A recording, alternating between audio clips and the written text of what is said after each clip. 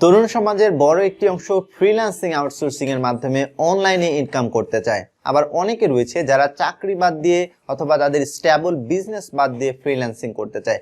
যদি আপনার মাথায় এই চিন্তা থেকে থাকে যে আপনি ফ্রিল্যান্সিং করতে চান, অনলাইনে কাজ করতে চান, তাহলে শুরুতেই আপনাকে বেশ কিছু বিষয় চেক করে দেখতে হবে। এবং যদি আপনি এই বিষয়গুলো চেক না করে ফ্রিল্যান্সিং করা শুরু করেন, অনলাইনে কাজ করার চেষ্টা করেন, তাহলে সমূহ সম্ভাবনা রয়েছে আপনার ব্যর্থ হওয়ার। তাই যদি আপনি অনলাইনে ফ্রিল্যান্সিং করতে চান, তাহলে এই ভিডিওটি সম্পূর্ণ দেখে তারপর আপনি সিদ্ধান্ত নেবেন।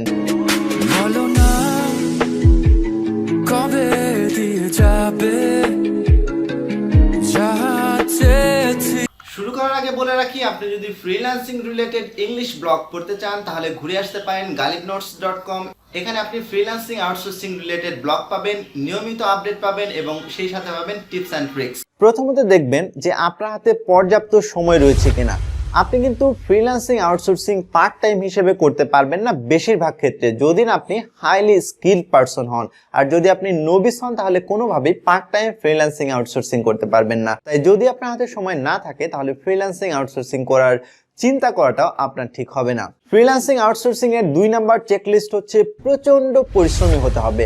একটা ব্যাপার মনে রাখবেন যে আপনি যখন অফলাইনে কাজ করেন তখন কিন্তু আপনার সাথে কলিগরা থাকে, আপনার সাথে বিভিন্ন টিমে বিভিন্নভাবে ভাগ হয়ে কাজ করেন। কিন্তু যখন আপনি অনলাইনে কাজ করবেন তখন আপনার নিজেকেই কমিউনিকেশন করতে হবে, নিজেকেই সবগুলো কাজের পার্ট করতে হবে। তাই দেখা যাবে কি শুরুর দিকে আপনাকে প্রচুর পরিশ্রম করতে হবে। যদি আপনি পরিশ্রমী না হন তাহলে কিন্তু ফ্রিল্যান্সিং আউটসোর্সিং এ আপনি ভালো করতে পারবেন না।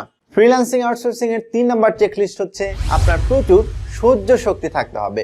যখন আপনি শুরুতে ফ্রিল্যান্সিং করার চেষ্টা করবেন কেউই আপনাকে পাত্তা দিবে না এবং অনেকেই আপনাকে হয়তো পাগলও বলতে পারে যে কিভাবে অনলাইন থেকে ইনকাম করা সম্ভব। আবার অনেকে না বুঝে আপনাকে কম্পিউটারের মেকানিক পর্যন্ত ভাবতে পারে এবং আপনি অনেককে আবার বুঝাতে পারবেন না যে আপনি আসলে কি করতে যাচ্ছেন অনলাইনে।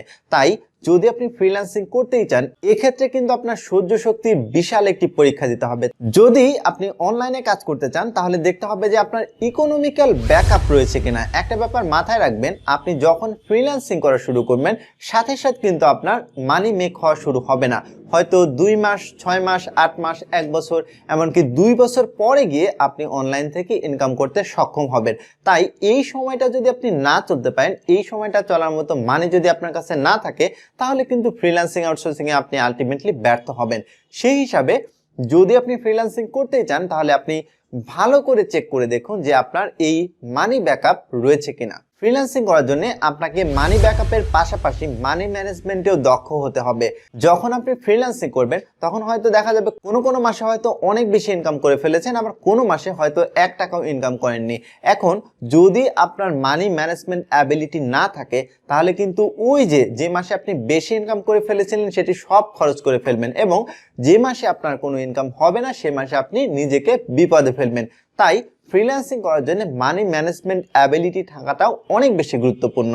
যদি আপনি ফ্রিল্যান্সিং আউটসোর্সিং করতেই চান, অনলাইনে কোনো কিছু করতেই চান, তাহলে আপনার কমন সেন্স এবং সেলফ ডিপেন্ডেন্সি অনেক বেশি হতে হবে। যখন আপনি অনলাইনে নতুন থাকবেন তখন কিন্তু বেশিরভাগ লোকজনই আপনাকে হেল্প করবে না। এর কারণ হচ্ছে যারা সিনিয়র লেভেলে ফ্রিল্যান্সিং করে তারা অনেক বেশি ব্যস্ত থাকে, আর যারা জুনিয়র লেভেলে ফ্রিল্যান্সিং করে তারা কিন্তু আপনাকে আসলে সেভাবে গাইডলাইন দিতে পারবে না।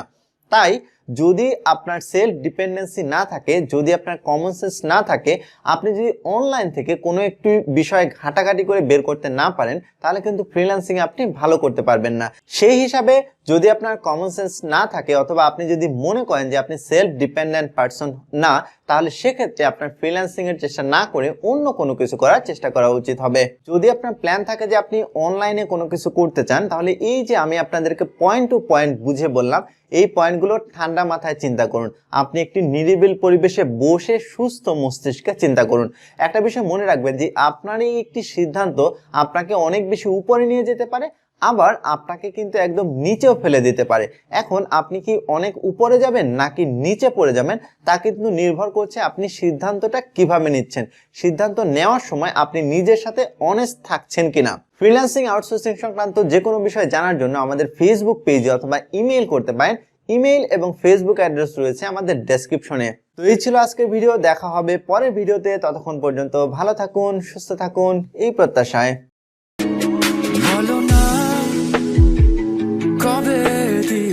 হবে, যা চেয়েছি আমি বিধাতার পানে। কিছু সুখ আসে কষ্ট থেকে,